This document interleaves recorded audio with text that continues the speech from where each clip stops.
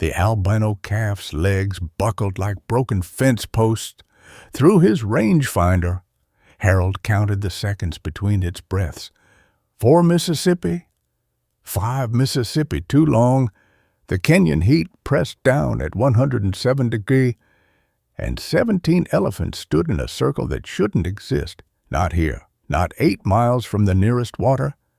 The matriarch's trunk touched the calf's neck, just behind the jaw. Checking pulse. Harold lowered the rangefinder, his hands steady despite the arthritis that had forced him out of the Montana Park Service 3 years ago. In 30 years of wildlife observation, he'd never seen an elephant check another's pulse. They grieved their dead, yes. But medical assessment, Shadow, the camp dog who'd attached himself to Harold 4 days ago, growled low, not a warning, something else. Recognition, maybe. The dog's ribs showed through patchy fur, but his eyes stayed fixed on the elephants with an intensity Harold recognized from working dogs who'd found their purpose. The matriarch lifted her massive head and looked directly at the safari vehicles clustered on the ridge. 7 tourists with cameras, 2 guides. Harold, separate from the others, sitting on a termite mound he'd claimed each morning since arriving in Kenya with Sarah's jewelry box, not her ashes. Those belonged in Yellowstone, but her elephant charm bracelet from 43 years of marriage. The matriarch began walking, not charging, not fleeing, walking toward the humans with the deliberate pace of someone approaching a neighbor's door with bad news. "Nobody move," Samuel called from the lead vehicle. 20 years, guiding. His voice carried absolute authority. "Do not run, do not speak." The Italian couple in Samuel's truck clutched each other. Grace, from Minneapolis. Harold had shared coffee with her twice, held her camera, but didn't lift it. The Japanese students went still as temple stones. 40 feet? The matriarch stopped. Her right tusk was broken at the tip, old injury healed into smooth ivory.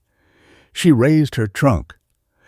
Not the aggressive curl of threat, but the searching wave elephants used to read air currents. To understand, Harold had seen this once before. Winter of '88. A8, Yellowstone. An elk had walked up to his ranger station during a blizzard that would kill 40% of the herd. The elk had stood at his window for 10 minutes, looking in. Harold had been forbidden to intervene park policy, natural selection, documentation only. The elk died that night, 50 yards from his door. But first, it had changed everything Harold thought he knew about wild animals and their relationship with human witnesses.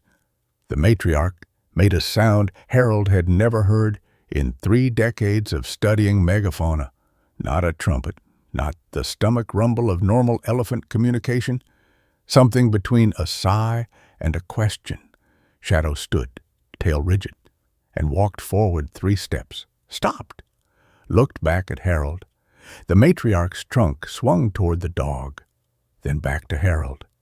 She took 2 more steps, close enough now that Harold could see the blood vessels in her ears, the map of her years in drought and plenty, her eye brown with gold flecks, lashes longer than his thumb, focused on him with an intelligence that made his chest tight. She extended her trunk toward him, not quite reaching, but offering. The gesture reminded Harold of Sarah's hand reaching across the hospital bed those last days, when morphine made words impossible, but connection essential. Behind the matriarch, the calf convulsed once. Its mother, younger, both tusks intact, made a sound of pure anguish that needed no translation. The matriarch didn't turn back. She kept her trunk extended toward Harold, waiting. Margaret Chen's Land Cruiser roared up the dirt track, medical kit visible through the back window. The matriarch didn't startle. She knew the sound of that vehicle. Harold realized.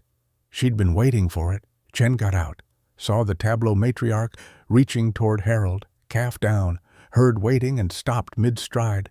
In her hand, Harold could see a syringe. "My God," Chen whispered. Then louder, urgent, "Harold, look at her feet!"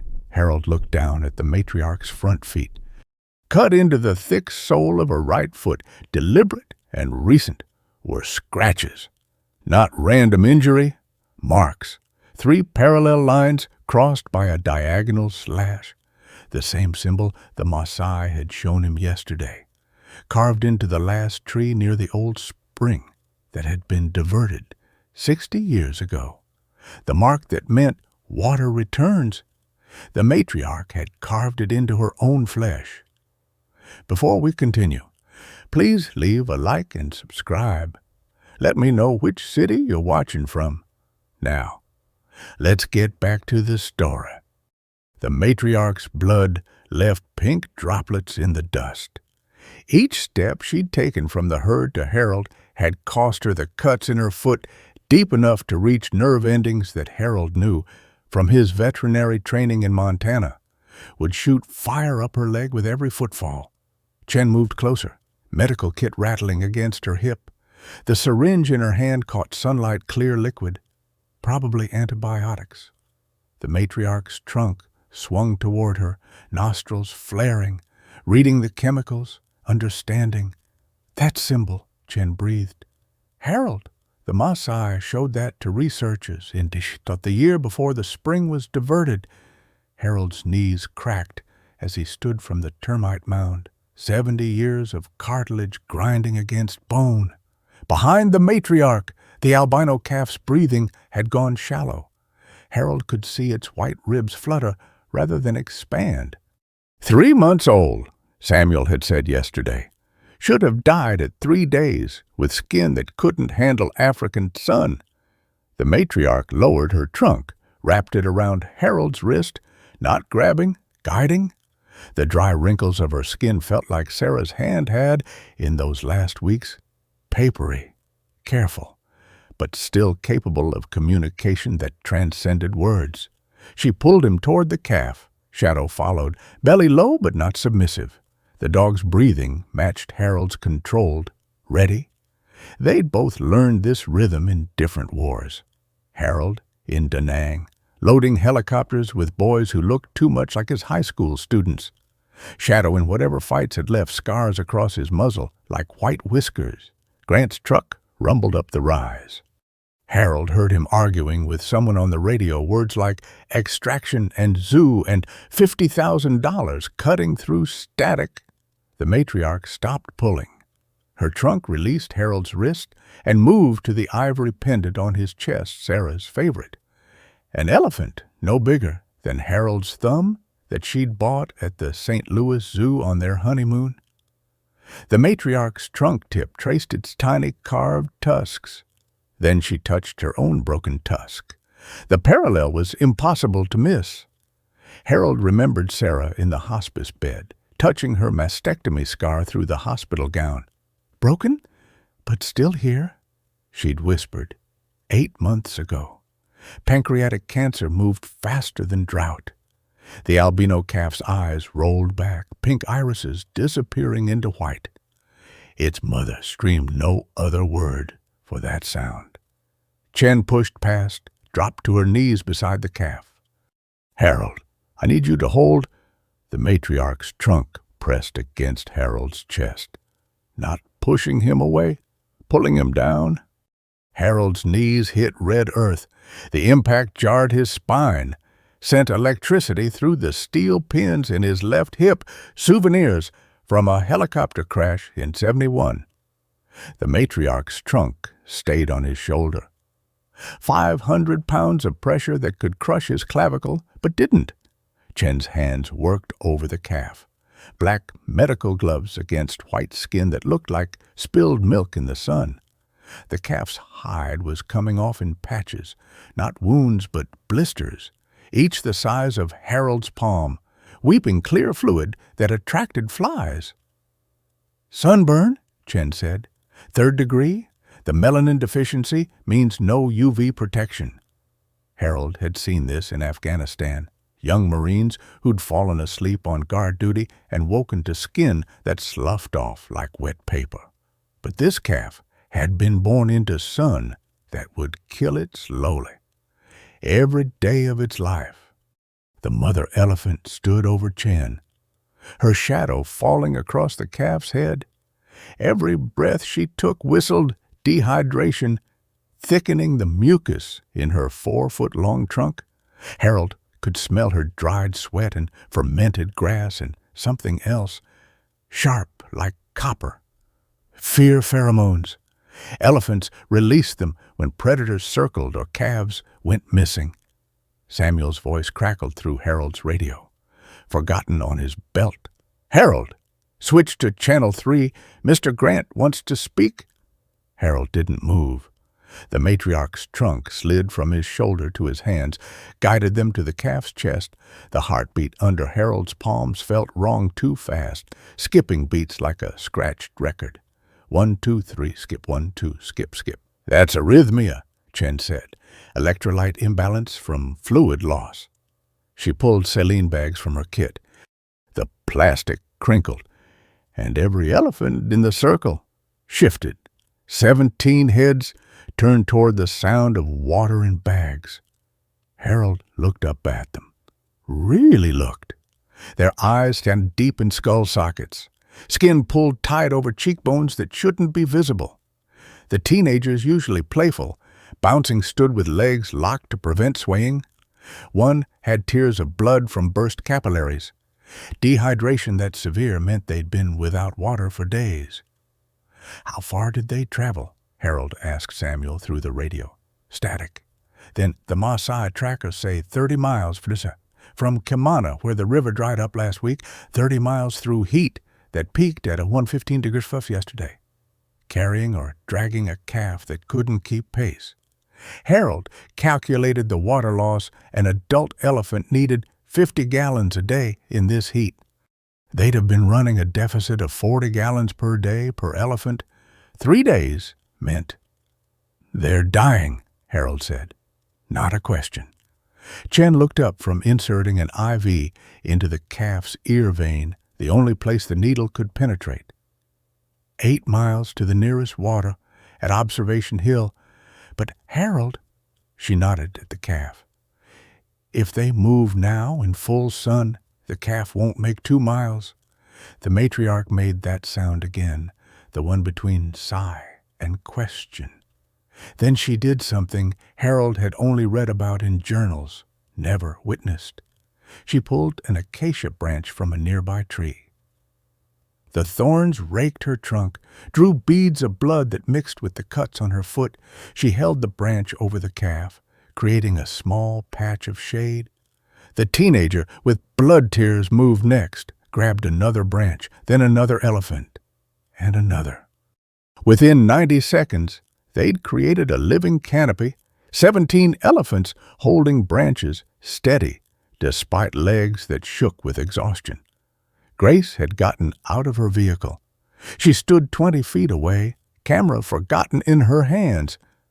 "They're going to stand there until they drop." Harold's radio crackled again. To Grant's voice, too loud. "To Chen, I've got a news crew coming from Nairobi. National Geographic, maybe BBC. They need the calf alive for the story. What do you need?" Chen's hands paused on the IV line. "Water, 40 gallons minimum, just to stabilize. I meant for the calf. The calf needs the herd alive. Mr. Grant, the zoo in Minnesota will pay $70,000 for a live capture. The mother would probably survive transport too." Harold watched the matriarch's eye track to Grant's vehicle. She understood tone, if not words. Her trunk tightened on the acacia branch. Shadow had been circling the elephants, nose working. Now he stopped at a patch of ground 50 feet away. His paws scratched at the earth, dust rising. He barked once sharp, urgent. Harold stood, hips screaming, walked to where Shadow dug. The earth was different here, darker, almost black. Harold knelt, pressed his palm to it, damp, not water, not yet, but moisture, Deep down, the old spring to Samuel had mentioned, the one diverted for a colonial pharmatique, the matriarch watched Harold's hand pressed to the dark earth. She knew, had always known. That's why she'd carved the symbol into her foot, not a message, but a map. This was where water belonged. The lodge's generator hummed against Harold's skull, vibration traveling through the wooden chair into his spine. 7 p.m., but the heat hadn't broken 106 degrees, according to the thermometer nailed to the bar. Sweat pooled where Harold's forearms touched the table. Around him, 15 people crammed into a space built for 8. Grace stood at the bar, her Minneapolis accent sharp against the soft voices of the Italian tourists. I need to be transparent with everyone. She pulled out a leather wallet, flipped it open. An ID card caught the overhead light. I represent the Minnesota Zoo.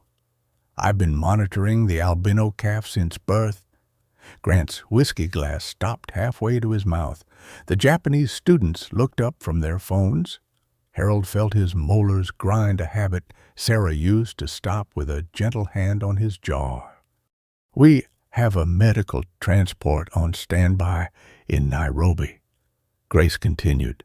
Her fingers drummed against the bar nervous pattern, index to pinky and back. The calf can be extracted tonight. We have facilities specifically designed for animals with amylonism, UV-filtered habitats, specialized nutrition programs. Chen slammed her beer bottle hard enough to foam over. You want to rip a 3-month-old away from its mother to save its life? To display it? Grace's jaw muscles flexed. Our albino alligator program has a 90% survival rate. In the wild, albino animals last days, maybe weeks. This one's lasted 3 months, Harold said. Every head turned to him. He hadn't spoken in a group since arriving 6 days ago. Grace pulled out a tablet, swiped through images. Look at this. White animals in blue-tinted enclosures. An albino kangaroo bouncing in what looked like a warehouse. A white raven in a mesh cage. They're thriving. Harold stood. His chair scraped against concrete. Show the next photo. What? Swipe right. Show what happens next. Grace's thumb hesitated over the screen. She swiped. The image showed the same white raven, but its chest feathers were plucked bare, self-mutilation from isolation. Eleanor Harper spoke from the corner where she'd been sketching in her notebook. Rwanda, 1987. Her pencil stopped moving. I was there photographing mountain gorillas for National Geographic. A conservation group decided to extract a baby whose mother had died. Said they'd raise it, reintroduce it later. She turned her notebook around. Not a sketch numbers. Dates and weights and medication logs she'd copied from somewhere. The baby stopped eating on day 43. They tube-fed it. Day 70, it developed ulcers. Day 92, it pulled out its own hair in chunks. Day 240. She closed the notebook. Organ failure. Turned out gorilla mothers don't just provide milk. Their heartbeat regulates the infants. Their breath teaches breathing patterns. Without that synchronization, the baby's body forgot how to live. Grant's camera guy, Marcus, had been filming quietly. Now, he lowered his camera. The elephants have been standing in the sun for 9 hours. If they don't move to water tonight, they know where water is, Harold said. Samuel, who'd been silent, leaned forward. The spring site is dry, has been for 60 years. There's moisture, deep, but there, even if true, would take machinery, permits, weeks of... Harold's radio crackled. Dr. Chen's voice still at the site. The matriarch just collapsed. Harold moved before thinking. Out the door, into Samuel's Jeep. Keys still in the ignition. Nobody stole vehicles here. Nowhere to take them. Shadow jumped into the passenger seat. His weight familiar now after 6 days of morning rounds. Eleanor climbed in the back. I'm going with you. Harold didn't argue. Started the engine. The clutch grabbed rough, needed adjustment. Sarah would have noticed immediately. She'd rebuilt 3 engines during their marriage, hands that could gap spark plugs by feel. The track to the elephants ran straight for 2 miles, then curved through acacia forest. Harold's headlights caught eyes hyenas, drawn by the smell of dying animals but kept back by the elephant's size. Shadow's hackles rose, but he didn't bark at the sight. Harold's lights illuminated a scene that stopped his breath. The elephants had formed a circle, but they were all lying down. Not dead, their ears still moved. Occasional trunk lifts, but lying down, arranged like spokes of a wheel with the calf at the center. The matriarch lay closest to the calf, her trunk stretched out, tip resting in the calf's mouth. Jesus, Eleanor whispered, they're sharing water. Harold had read about this, thought it was myth. Elephants could hold 2 gallons in their trunks. They're giving their last water to the calf. But not just the calf. Harold watched the pattern matriarch to calf, then calf's mother to yearling, yearling to another juvenile, a chain of trunk-to-mouth connections, each elephant passing water to the next smallest. They're rationing, Eleanor said, keeping the young alive longest. Samuel's truck roared up behind them. He got out, face tight. Mr. Grant called Kenya Wildlife Service. They're sending a team to tranquilize and extract. 90 minutes out. Harold looked at the matriarch. Her eye was open, watching him. The cuts on her foot had stopped bleeding, not healing, just no blood left to spare. In the Jeep's cargo area. Samuel always kept emergency supplies. Harold pulled out the tarp, spread it on the ground, then the jerry cans, 3 of them, meant for radiator emergencies. 20 gallons total. Harold, Samuel warned, if you interfere with the wildlife. Harold unscrewed the first can. The water glowed amber in the headlights. Iron content from the metal container. He poured it onto the tarp, creating a shallow pool. The sound made every elephant's head lift. The teenagers tried to stand, legs shaking like newborn colts. The matriarch's trunk reached toward the water, then pulled back. She rumbled something deep, below human hearing, but Harold felt it in his chest, a command. The others stayed down. She was stopping them, preventing a stampede that would kill the weakest. Shadow walked to the tarp's edge, looked at Harold, then at the matriarch. The dog understood what Harold had just realized. 20 gallons, 17 elephants. Not enough to save them, just enough to cause a riot that would crush the calf. Unless someone decided who drank first. The matriarch's trunk moved again, but not toward the water, toward Harold. She tapped his chest, then pointed at the calf. She was asking him to choose. Harold's hands shook as he lifted the jerry can. 20 gallons of water weighed 166 pounds, he knew, because he'd calculated water loads for firefighting crews in Yellowstone. His back seized, vertebrae grinding from the helicopter crash that ended his military career. The metal can's handle cut into his palms. The matriarch's trunk hung in the air between them, waiting behind her. The calf's breathing had gone ragged. Harold counted 7 seconds between inhales, brain starving for oxygen. Harold poured water into his cupped palm, let it drip through his fingers onto the calf's cracked lips. The liquid disappeared into white, blistered skin like rain on desert sand. Not enough, never enough.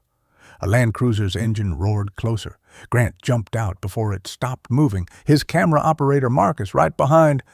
"What the hell are you doing?" "Back up," Samuel said, stepping between Grant and Harold. "This is not your show.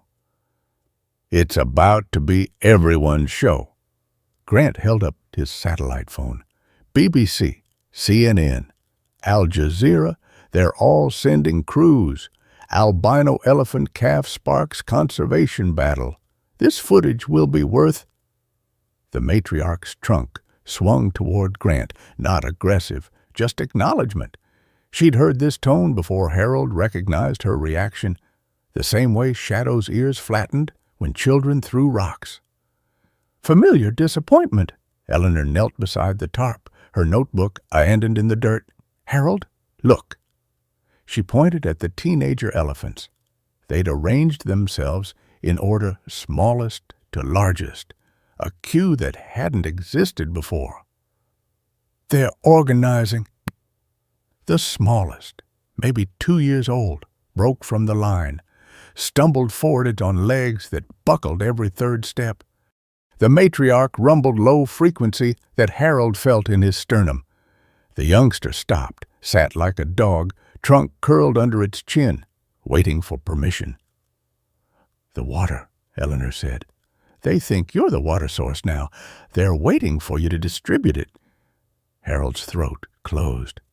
In Vietnam, he'd been the medic who decided which wounded got morphine when supplies ran low. 19 years old, playing God with pain relief. The men would line up outside the medical tent, gut-shot soldiers trying not to cry while Harold counted doses, calculated who might survive versus who just needed mercy. Grace's vehicle pulled up. She got out carrying a medical case. Harold recognized tranquilizer equipment. Kenya Wildlife Service gave me temporary authority. The extraction team is 40 minutes out. You can't tranquilize elephants in this condition, Chen said, finally arriving from the lodge. Dehydration plus sedatives equals organ failure. Better than all of them dying. Is it? Eleanor stood, dirt on her knees. Who decides that you, the zoo board, someone who's never watched an elephant teach its calf to strip bark? Grant's camera swung between speakers, Marcus adjusting focus with practice speed. The red recording light never blinked off. Harold lifted the second jerry can. His lower back spasmed, L4 and L5 vertebrae compressed, nerve pain shooting down his left leg. Sarah used to massage that spot with Tiger Balm, her thumbs finding the exact pressure that released the muscle lock. The calf's mother stood, swayed, caught herself. Her trunk reached not for the water but for her calf's ear. Stroking. The same motion Sarah used on Harold's temple during his migraines. The mother's saying goodbye, Chen whispered. Harold poured water onto the tarp. The sound made every elephant lean forward, but none moved. They watched the matriarch, waiting for her signal. Shadow walked to the calf, sniffed its trunk, then lay down against its side. The calf's trunk curled weakly around the dog's neck. Shadow's tail, Harold, had never seen it wag in 6 days. Thumped once against the ground. 3 Maasai elders appeared from the darkness. They moved silent despite their age, red shukas draped over shoulders. The eldest carried a staff carved with symbols Harold couldn't read. They stood at the edge of the headlight beams, observing. Grant turned his camera toward them. The eldest held up his hand, not greeting but refusal. No pictures. This is news. People need to see. People need to see. The elders' English carried British edges from colonial schools. They need to see elephants die for entertainment, for education, for conservation funding. The elder laughed, dry sound like wind through bones. We watched these elephants' grandmothers, their grandmothers' grandmothers. This one, he pointed at the matriarch with his staff, was born during the drought of 1970. Her mother died protecting her from lions. She has raised 7 calves, lost 3. She knows every water hole in 200 square kilometers. He walked closer, into the light. Harold saw his face clearly, scars on both cheeks, ritual marks from a generation that no longer practiced them. This morning, she walked to the old spring, stood there for an hour. Then she carved the watermark into a foot, not for you, for us. She remembers what you've forgotten. Which is, Grace asked. That water belonged here, before your coffee farms, before your colonial maps. The elephants remember. Their feet remember the path. Their bones remember the cool mud. Harold looked at the dark patch where Shadow had scratched earlier. 50 feet from where they stood. How deep? The elder smiled, teeth filed to points. Another practice long abandoned. My grandfather said 15 feet, maybe 20. Rock layer first, then clay, then water. That's a major excavation, Grant said. Permits, environmental impact studies, months of... Harold stood. The pain in his back flared white-hot, then settled into familiar ache. He walked to Samuel's Jeep, pulled out the shovel meant for digging out stuck tires. The blade bit into earth, baked hard as concrete. The impact jarred Harold's shoulders, sent electric pain through his damaged nerves. He lifted the shovel, swung again. Chips of dirt flew. Harold! Samuel's hand on his shoulder. You can't dig 20 feet with a shovel. Watch me. Another swing. The wooden handle splintered dry rot from years in the African sun. Harold's palm split where blisters from yesterday's fence repair reopened. Blood made the handle slick. Eleanor picked up a tire iron, started stabbing at the earth beside him, not digging breaking, making the hard pan fracture so Harold could shovel. Chen grabbed the jack handle, joined them. Then Samuel with a pry bar from under his seat. Grace stood holding her tranquilizer gun. This is insane. Yes, Chen said between swings. It itched. The matriarch watched them dig. Her trunk lifted, touched the spot on her foot where she'd carved the symbol. Fresh blood seeped from the cuts. She placed her foot deliberately in that blood, then pressed it to the ground. A print, a mark, a claim. The other elephants saw it. The teenagers stood first, wobbling but upright. They moved to form a line, not for water, but facing the dig site. Witnesses. Grant's phone rang. He answered, spoke rapid French, then English. The extraction team is 15 minutes out. They have 3 trucks, a crane, veterinary support. Harold's shovel hit rock. The impact rang up his arms, made his teeth clash. 6 inches down, 19 feet, 6 inches to go. We need machinery, Samuel said. My cousin has an excavator, but it's in Kamana, 2 hours minimum. The calf convulsed, quick spasm that lifted its head, then dropped it back to dirt. Its mother screamed that sound elephants make that carries for miles.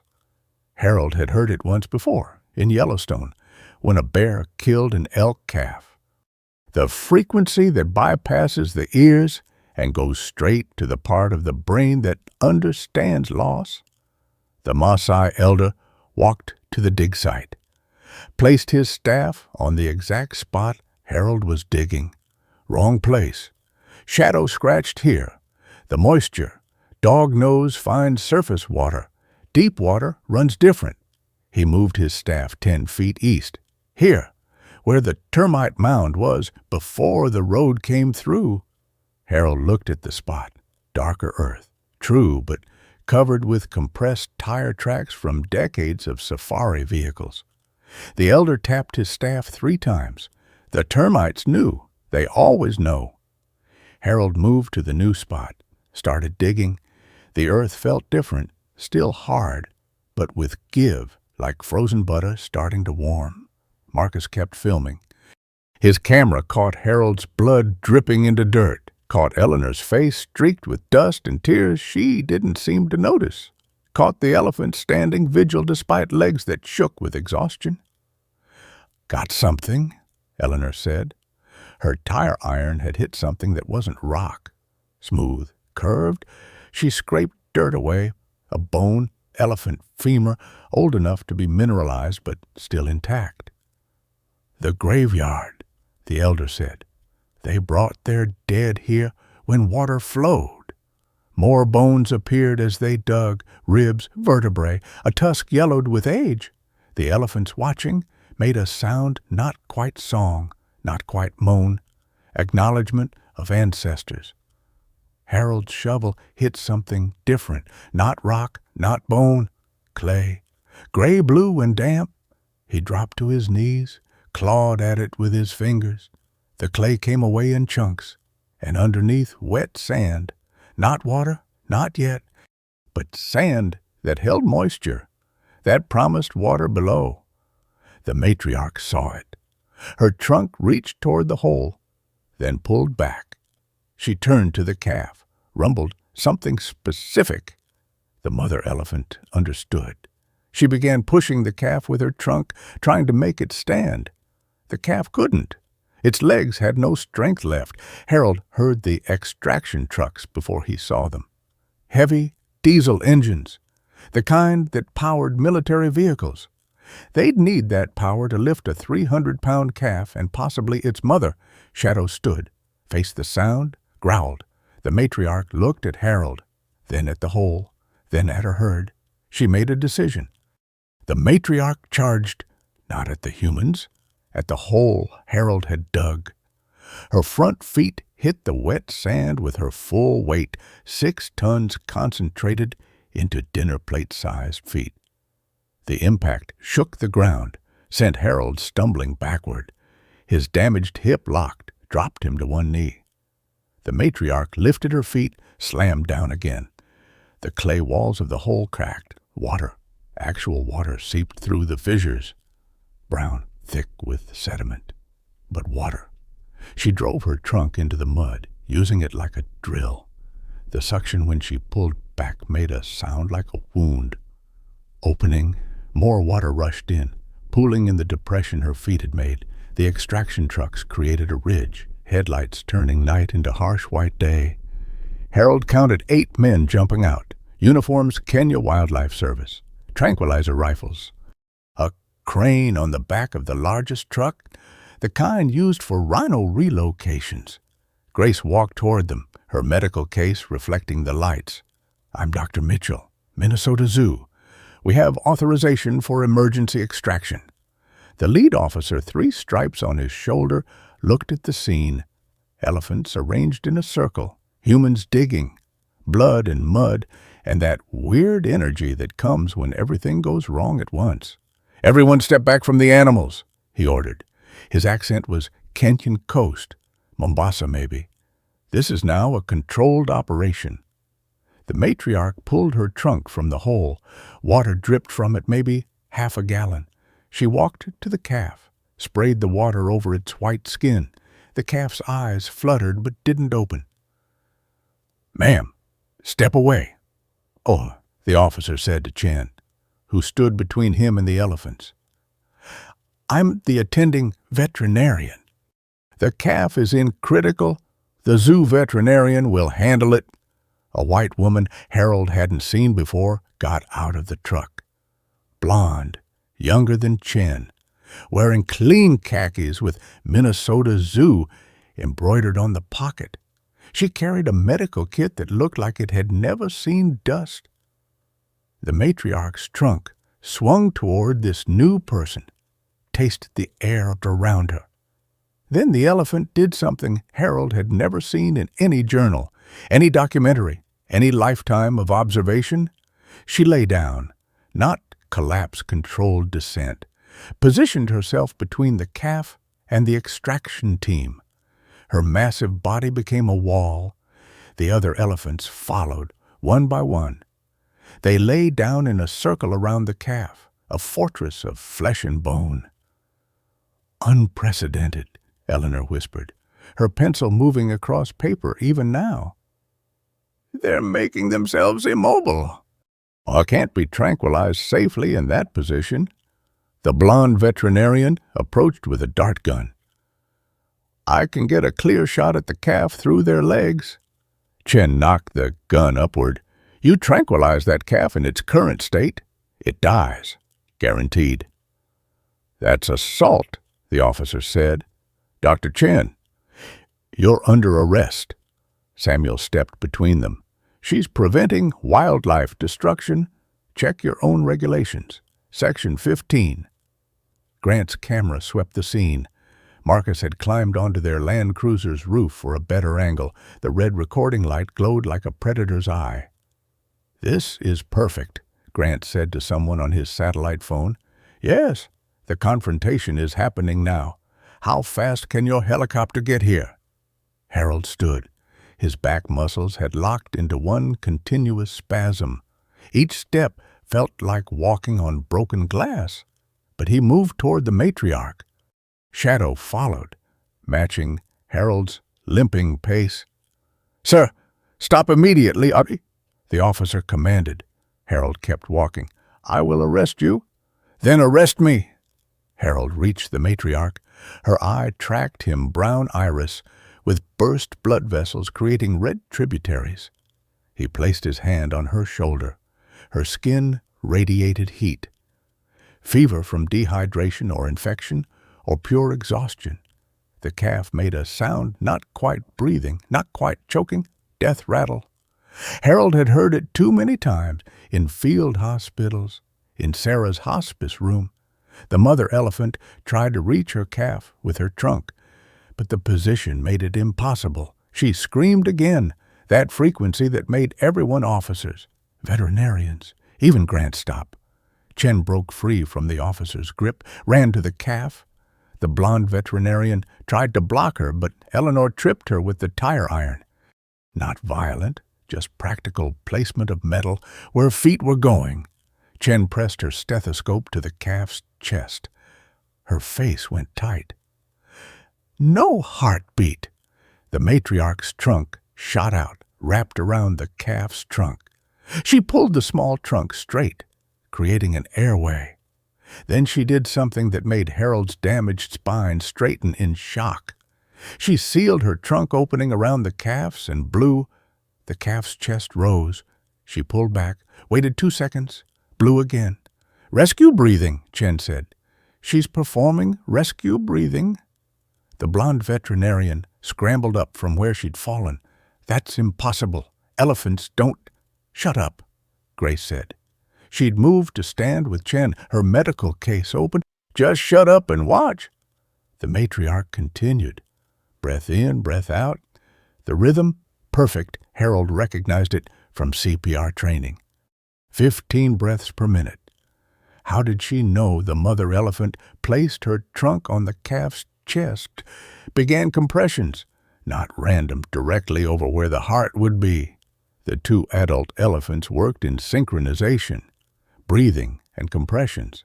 The other elephants began trumpeting, not chaos pattern. Harold felt it in his bones, in the metal pins in his hip, in the dental filling Sarah had insisted he get. The frequency created vibrations in the calf's body, visible ripples across its white skin. "Defibrillation," Chen breathed. "They're using sound waves as defibrillation." The officer lowered his rifle. The blonde veterinarian stood frozen. Even Grant had stopped talking on his phone. Shadow walked into the center of the elephant circle, laid down against the calf, his body along its speed. The dog's breathing matched the matriarch's rhythm when she breathed into the calf. Shadow inhaled. When she pulled back, Shadow exhaled, creating a mirror rhythm that Harold recognized from therapy dogs trained to regulate human breathing during panic attacks. The calf's leg twitched, then nothing. The matriarch continued breathing into the calf. The mother continued compressions. The herd continued their trumpet pattern, but the calf stayed still. "It's too late," the blonde veterinarian said.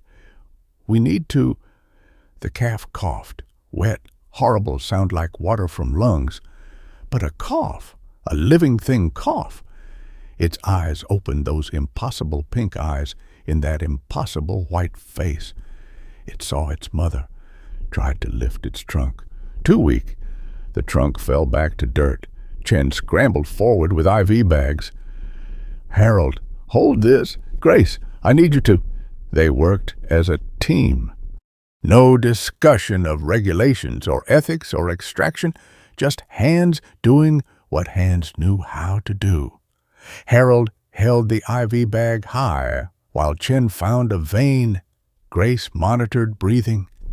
Eleanor somehow produced clean water from Samuel's emergency supplies, began cleaning the infected sores on the calf's skin. The Maasai elder walked past the officers like they were trees, knelt by the hole the matriarch had opened, put his ear to the ground. "The water rises," he said. "The old spring remembers." Harold looked. The hole had filled muddy water, but water. The matriarch saw it too. She pulled her trunk from the calf, dipped it in the water, drew up a full load, but instead of drinking, she gave it to the smallest teenager. That elephant drank half, gave half to the next smallest. "They're still rationing," Eleanor said. "Even with water right there, they're rationing." The officer's radio crackled. Swahili too fast for Harold to follow. The officer's face changed. He looked at his phone, then at Grant. "Mr. Grant, this video's already online." Grant grinned. "Live stream, 3 million viewers and climbing." The officer lowered his rifle completely, walked to his truck, spoke into the radio. When he came back, his shoulders had dropped. "Ministry says no extraction. Too much public attention. Bad for tourism." The blonde veterinarian started to protest. Grace put a hand on her arm. "Let it go. Jessica, this isn't our call anymore. But the zoo will survive without a white elephant." The calf tried to stand. Its mother helped, trunk under its belly. The calf made it to its knees, fell, tried again. Shadow stood with it, the dog's body providing something to lean against. On the third try, the calf stood, shaking, sick, but standing. It took one step toward the water hole, then another. The matriarch stood, slow, like Harold, getting out of bed each morning, each joint protesting, each muscle remembering younger days. She walked to the water, began to drink. But she stopped mid-drink, turned back to look at Harold. Her trunk extended toward him, dripping water, the gesture clear an invitation. Harold understood what she was offering, but more importantly, what it would mean to accept. The officers still had their guns. The extraction team still had their trucks. And once Harold entered that elephant circle as an equal, rather than an observer, there would be no going back to the careful distance that had kept him safe from caring too much. The matriarch waited behind her. Sarah's elephant charm bracelet hung from Harold's neck, catching the headlights like stars. Harold walked toward the matriarch's extended trunk. Each step pressed bone against nerve in his damaged hip. His boots squelched in the mud water, mixed with elephant urine and 60 years of compressed dust. The smell hit him iron and ammonia and something sweet-sick, like fruit rotting in heat. The matriarch's trunk touched his chest. The wet imprint soaked through his shirt, cold against skin that hadn't felt cool in days. She pulled him forward, gentle but insistent, the way Sarah used to guide him through crowds when his PTSD made him freeze. At the water hole, Harold knelt. The liquid looked like chocolate milk brown. Oh, wait, chunks of clay floating. He cupped his hands, brought it to his lips, tasted rust and earth and something alive, bacteria probably. But he didn't care. The water hit his stomach cold, made him gag, then settle. The matriarch drank beside him. Her trunk sucked up water with a sound like a shop vacuum. But after 3 trunkfuls, she stopped, turned to check the calf. Then the other elephants. Matriarch, mathematics, calculating who needed what, how much remained. The calf had made it to the water's edge. Its legs shook like a newborn foal's, each tremor visible through its translucent white skin. Harold could see its veins, blue highways under rice paper. The mother elephant stood over it, her shadow the only thing keeping the calf from burning even in moonlight. Shadow lapped water between the calf's legs. The dog's ribs still showed, but his eyes had changed focus now, like he'd remembered what he was, before hunger made him nobody's animal. The extraction team hadn't left. They stood by their trucks, weapons lowered but ready. The blonde veterinarian Jessica, Grace had called her, kept checking her phone, waiting for orders or maybe watching the live stream numbers climb. 4 million viewers, Grant announced. His voice carried the high pitch of adrenaline. BBC wants exclusive interview rights.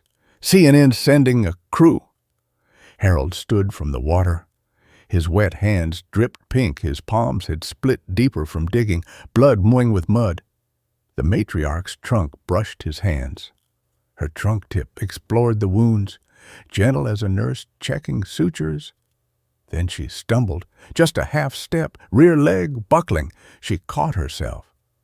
But Harold saw the effort in how her ears pressed flat against her head. The calculation of energy remaining versus energy required. Chen saw it, too. Moved toward the matriarch with her medical kit. But the elephant's trunk pushed her back. Not aggressive, resigned. The same gesture Sarah made when she refused the 3rd round of chemotherapy. The matriarch walked to a spot between the water and the calf. Halfway between what was needed and who needed it, she stood there, swaying slightly. Her breathing had changed. Harold could hear fluid in her lungs, pneumonia from aspiration, or heart failure backing fluid up. Either way, the sound meant time running out. She looked at each elephant in turn, the teenagers, the other mothers, the babies. Her trunk reached toward each, not quite touching, counting, checking, the way Harold used to check his squad before night patrol, touching helmets in the dark to make sure everyone was there. The calf tried to walk to her, made it 3 steps before its legs gave out. The matriarch rumbled low frequency that made the water ripple. The calf stopped trying, sat in the mud, trunk curled under like a child sucking its thumb. Eleanor drew frantically in her notebook, pencil scratching. She's saying goodbye. Look at the others they know. The other elephants had formed a loose line, one by one. They approached the matriarch. Each touched her with their trunk mouth, eyes, the spot behind her ears where elephants showed affection. The teenager with blood tears spent longest. Trunk wrapped around the matriarchs like holding hands. When they'd all paid respects, the matriarch walked to the bones they'd uncovered while digging. The old elephant graveyard. She stood among the ribs and femurs of ancestors, her trunk touching a yellowed tusk that could have belonged to her mother or grandmother. She lay down, not the controlled descent from before. Her front legs folded first, then her rear, like a building collapsing in sections. The impact sent vibrations through the ground Harold felt in his teeth. Her breathing went shallow. Rapid at first, 40 breaths per minute, then slowing. 30, 20. The fluid in her lungs made each exhale bubble. The calf crawled to her, its white body stark against her gray skin. It tried to nurse, confused, searching for milk from someone who wasn't its mother but had acted like one. The matriarch's trunk moved slightly, touched the calf's head. Benediction, permission, release. Shadow lay against the matriarch's side. The dog's breathing matched hers when she inhaled. He inhaled. When she paused between breaths, he paused, keeping her company in the rhythm of leaving. Harold sat in the mud beside her head. Her eye, the one facing up, watched him. The pupil dilated despite the headlights, that sign of the brain shutting down section by section. He'd seen it in Sarah's eyes the last morning. The expansion that meant the body's light dimming. The spring will flow, he told the matriarch. Stupid to talk to an elephant, but the words came anyway. The calf will live. Your family will remember. Her trunk moved toward him. The tip touched his chest, over his heart, felt the beat there. Her trunk tip was soft, softer than Harold expected, like worn velvet, like Sarah's palm after 40 years of holding hands. Chen knelt beside them, stethoscope out, listened to the matriarch's chest, heart rate dropping, maybe minutes. The other elephants surrounded them, not trumpeting, now humming. Frequency so low, Harold felt it in his bones, in the gaps between his ribs, in the space where his heart sat. The matriarch's breathing stopped. 10 seconds. 20, Harold counted, the way he'd counted with Sarah, the way bodies sometimes pause before the end, gathering strength for one more breath that doesn't come.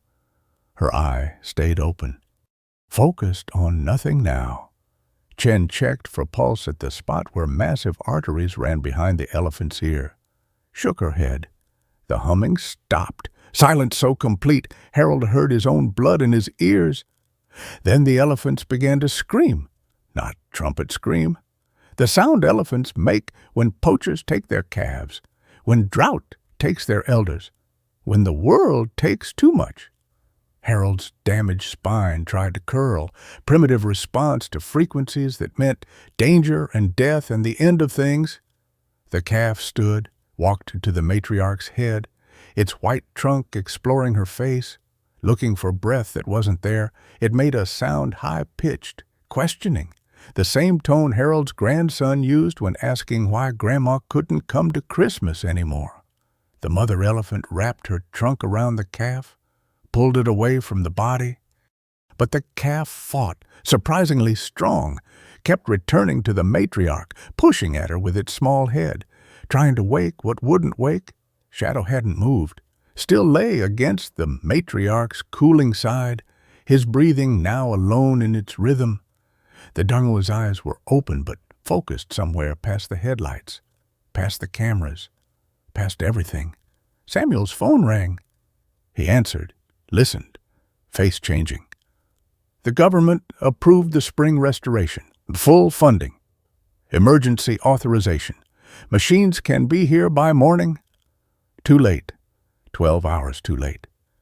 The elephants began throwing dirt on the matriarch's body. Trunkloads of earth, careful and deliberate, burial ritual. Harold had read about, but never seen. They covered her slowly, each elephant taking turns. But the calf wouldn't let them cover her face. Kept pushing the dirt away, its white trunk now stained brown. Fighting the ritual, fighting the truth. Harold stood, his knees cracked, tendons protesting. He walked to the calf, knelt beside it. The calf's pink eyes turned to him. In them, Harold saw something that stopped his breath. Recognition. The calf knew him, knew he'd been with the matriarch at the end. And in that recognition, a question Harold couldn't answer. Why didn't you save her? The calf's trunk pushed against Harold's chest. Weak pressure, but insistent. Its pink eyes blinked left, then right, not synchronized. Neurological damage from oxygen deprivation? Harold had seen it in drowning victims pulled from Yellowstone rivers, the brain struggling to reconnect circuits. Behind them, the elephants continued burying the matriarch. Dirt fell in steady loads. Her legs disappeared first, then her sides. But they left her head exposed. The calf wasn't the only one refusing that final acknowledgement. Harold's knees sank deeper in mud. The water from the spring had spread, creating a shallow pool 20 feet across. Not clear, wouldn't be for days, but flowing. He could hear it percolating through sand layers, finding channels blocked for 60 years. Shadow finally moved from the matriarch's body. The dog walked stiff-legged to the water, drank, then vomited immediately. Drank again.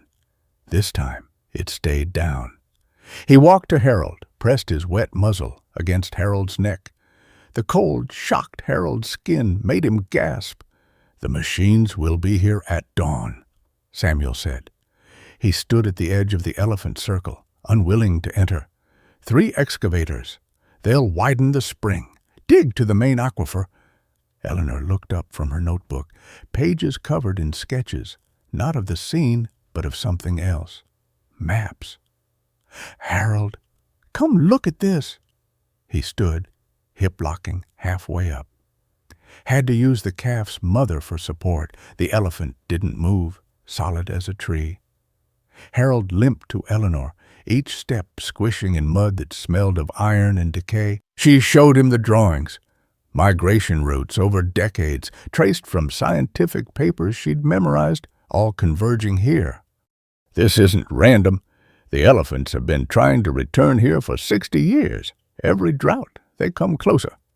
The matriarch's mother died 200 meters from this spot her grandmother in 962, the year they diverted the spring. Harold studied the lines, saw the patterned circles growing smaller, spiraling toward this point.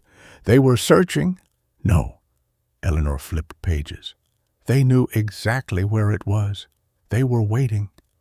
For what? She showed him another sketch, newspaper clipping she'd drawn from memory.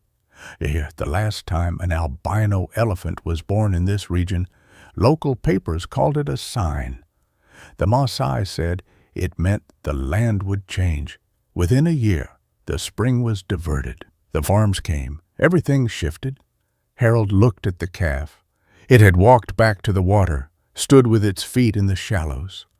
Its white reflection wavered, made it look like two calves, one above, one below. They weren't waiting for water, Harold said. They were waiting for another white calf. Eleanor nodded. The matriarch was old enough. She would have heard the stories from her mother. When this calf was born 3 months ago, she knew, started moving the herd in circles, getting closer with each pass.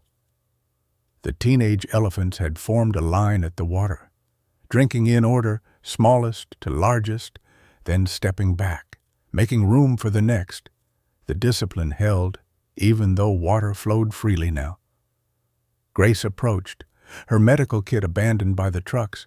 The zoo board is furious. They're threatening to pull funding from all Kenya projects. Let them, Chen said. She was examining the calf, running her hands along its spine. The publicity from this will bring 10 times more funding. Grant's video has 8 million views.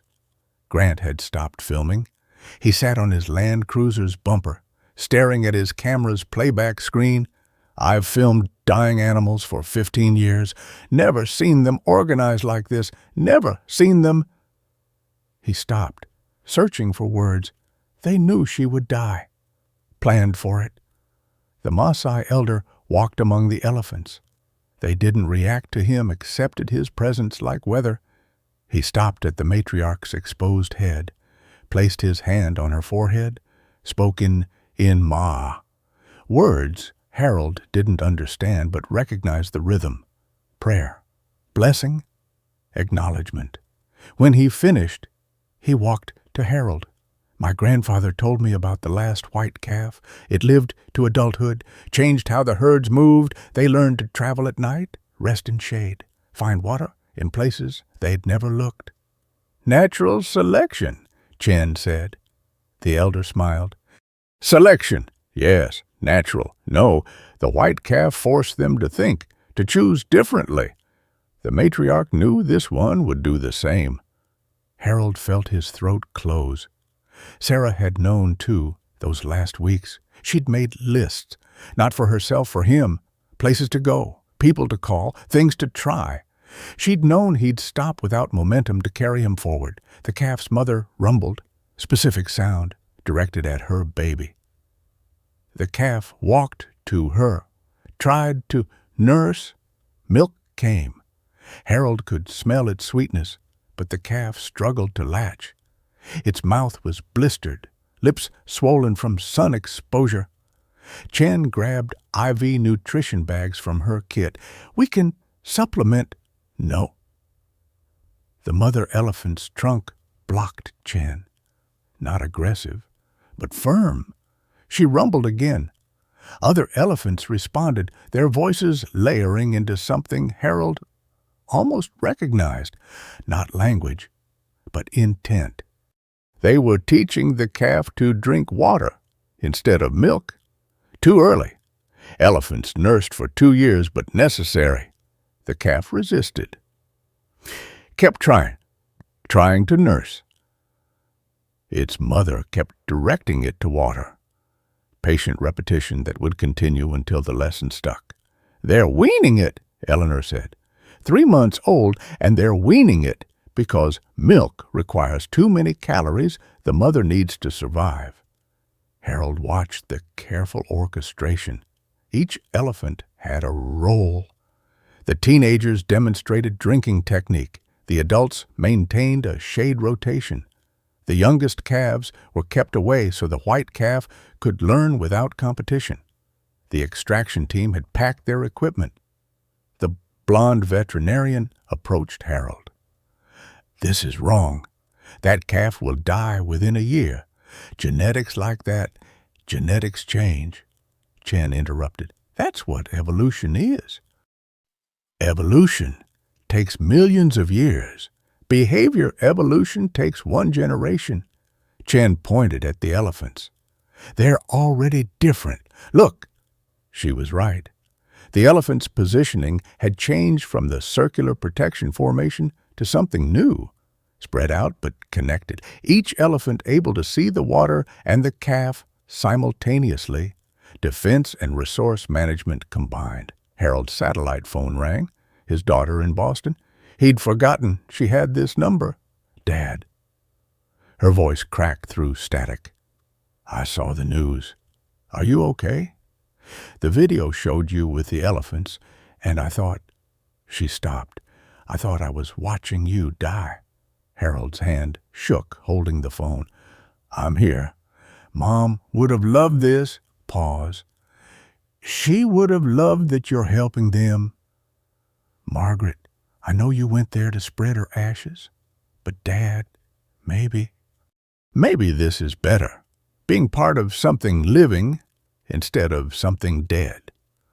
The calf had figured out the water. Its trunk sucked up liquid, sprayed it into its mouth. Inefficient, but working, learning. "I have to go," Harold said. "Dad." "I'll call tomorrow, I promise." He hung up, looked at Sarah's elephant bracelet around his neck. Each charm caught moonlight differently: silver, gold, pewter. 43 elephants from 43 zoos. She'd wanted to see wild ones, but never made it. The calf walked to Harold. Its trunk explored his pocket where he kept the bracelet when not wearing it. Found nothing, but kept searching. The pink eyes focused on his face with intelligence that made Harold's chest tight. Then the calf did something that changed everything. It walked to the matriarch's grave, used its small trunk to pick up dirt. But instead of throwing it on the body like the others had, it carried the dirt to the water's edge, dropped it, went back for more. "What's it doing?" Grace asked. Harold knew. The calf was building something, a small mound at the water's edge, right where the matriarch had stood when she first drank. A marker. The other elephants saw it, understood. They began helping, adding dirt to the calf's pile. Building a monument not to death but to the spot where water returned. Samuel's phone buzzed. He answered, face going pale. The government changed their mind. No machines, no restoration. "What?" Chen grabbed the phone. "That's impossible. They approved." The Chinese company that owns the downstream farms threatened to pull out. Billions in agricultural contracts versus one spring. Harold looked at the small pool of water, already dropping as the sand absorbed it. Without proper odor excavation, it would dry up within days. The calf stood on its dirt mound, trunk raised toward the stars, calling for help that wasn't coming. Unless. 6 months? Harold's boots touched canyon soil again, but different boots broken in by Eleanor on their walks through Boston Common while she helped him plan the return. She stood beside him at the airstrip, her hair shorter now, hands steady without the constant pencil. Samuel waited by his truck, smile creasing his face into new patterns. They survived, all of them. The drive to Amboseli took 3 hours. Harold's hip had been replaced. Margaret had insisted, paid for it, said she wouldn't let him die from stubbornness. The new joint moved smooth, no grinding. But Harold missed the pain. It had been his last connection to the helicopter crash, to the person he'd been before. Shadow rode between them. The dog had lived with Harold in Montana for 5 months, learned snow, learned stairs, learned that food came regular. But his eyes stayed focused ahead, toward something Harold couldn't see. The landscape had changed. Green shoots pushed through red earth early rains. Samuel explained. Climate shifting, patterns breaking, good for some, death for others. They heard the elephants before seeing them. Rumbling that carried through, acacia trees now showing leaf buds. Harold counted voices, 15, maybe 20, more than before. 2 herds merged, Samuel said. Started month after you left. The other matriarch was young, inexperienced. She brought her family here. They crested the ridge. Harold's breath stopped. The spring had become a lake, 50 meters across, clear enough to see rocks at the bottom. Acacia trees shaded the edges. Solar panels new, industrial-sized powered pumps that circulated water, kept it from stagnating. Grace's foundation, Harold asked, and others? Your video brought everyone, scientists, donors, government ministers, who couldn't ignore 12 million views. The elephant stood in the shade. Harold counted to 32. The white calf stood in the middle, but Harold almost didn't recognize it.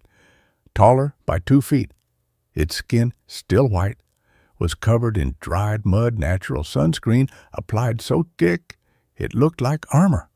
The calf saw them, raised its trunk, testing air. Then it walked toward the truck, not running measured pace that showed thought, not impulse.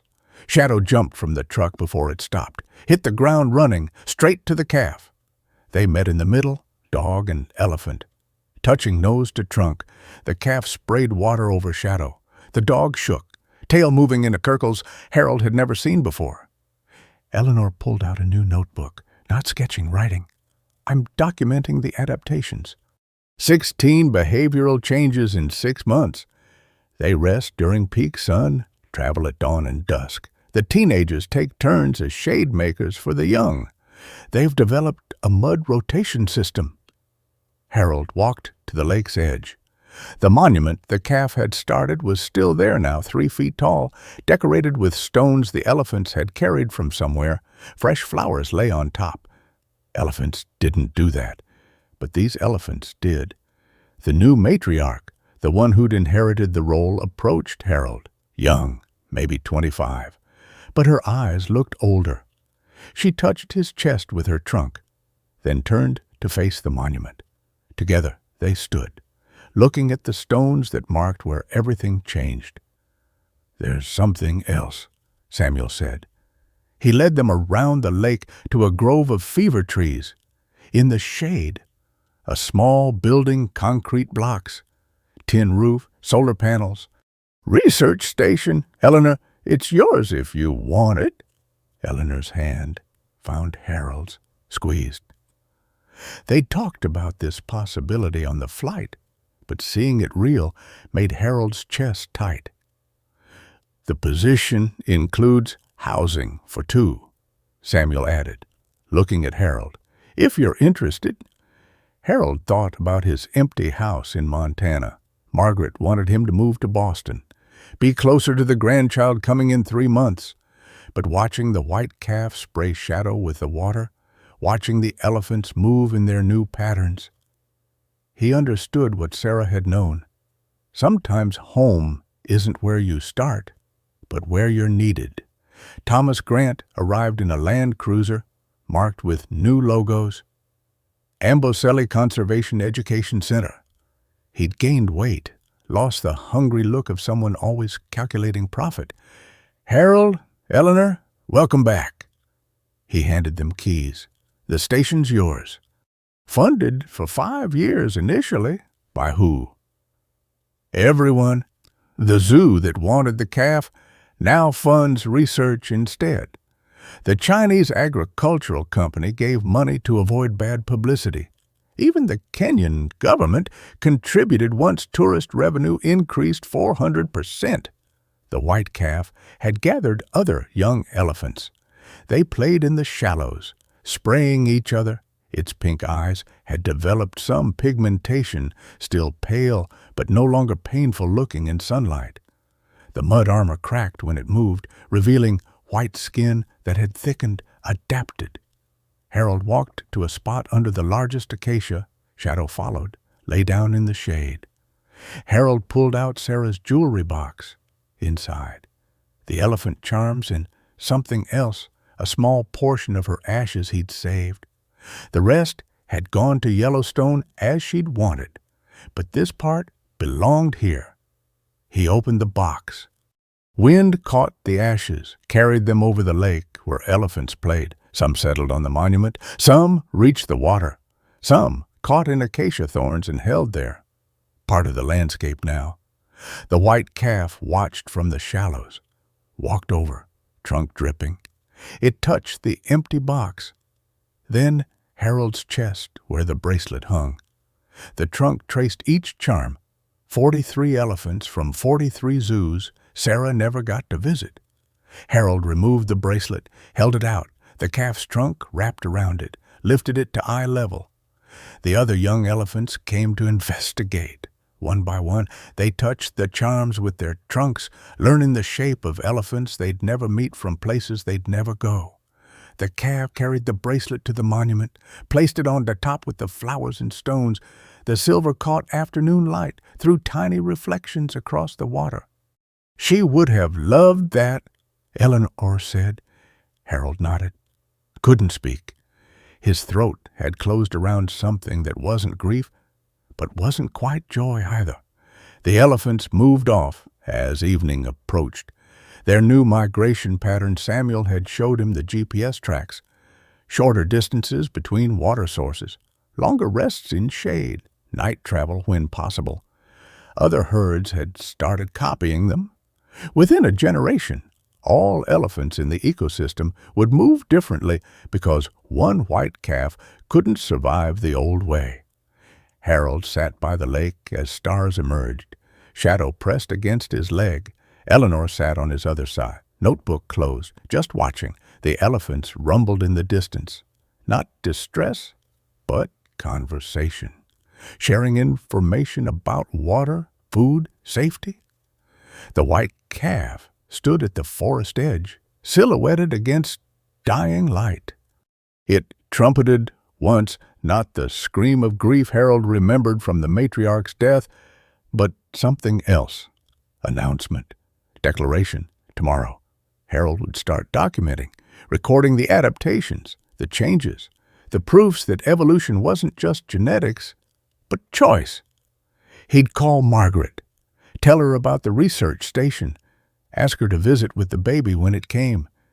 He'd write to the veterans group in Bozeman, tell them about finding purpose in unexpected places.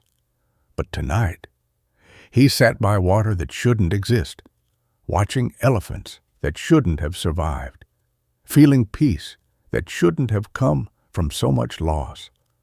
The white calf disappeared into darkness, leading its family toward whatever came next, different from what was, but alive because of it. Shadow's breathing deepened into sleep. Eleanor's hand found Harold's again. The lake reflected stars, countless lights in dark water, each one a sun somewhere else. Harold thought about the matriarch, bones now part of the earth that held the spring. She'd known the cost, paid it, and in paying had purchased something worth more than survival, the knowledge that love makes its own evolution, one choice at a time. The elephant's rumbles faded into distance. Night sounds rose, frogs that had returned with water, birds that nested in new growth, life reclaiming what had been lost. Harold closed his eyes, listened, let himself be part of it. Harold writes letters now, not emails handwritten pages to veterans in Montana who think they've forgotten how to care.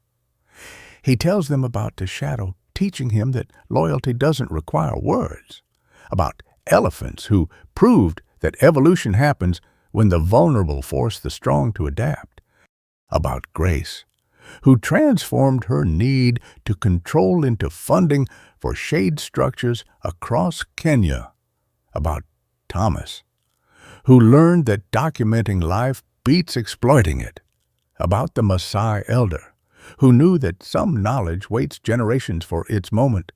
He writes about Margaret visiting with his granddaughter, the baby touching the white calf's trunk with perfect trust, about Eleanor beside him each morning, recording how the merged herds teach each other to survive differently. Mostly.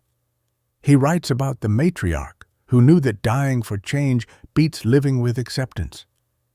These letters find men and women in dark rooms, holding photographs of people they couldn't save. Sometimes they write back. Sometimes they just come to Kenya to stand by the spring. Understand that breaking can be its own becoming. This story was inspired by documented elephant behavior during African droughts, created solely for entertainment purposes. This narrative does not condone, encourage, or promote any form of violence or harmful behavior toward animals or humans. All characters and events are products of the author's imagination. Any resemblance to real persons, living or deceased, or actual events is purely coincidental. The story aims to explore themes of conservation, healing, and interspecies connection through fictional scenarios. Wildlife interaction should only occur under professional guidance and legal frameworks.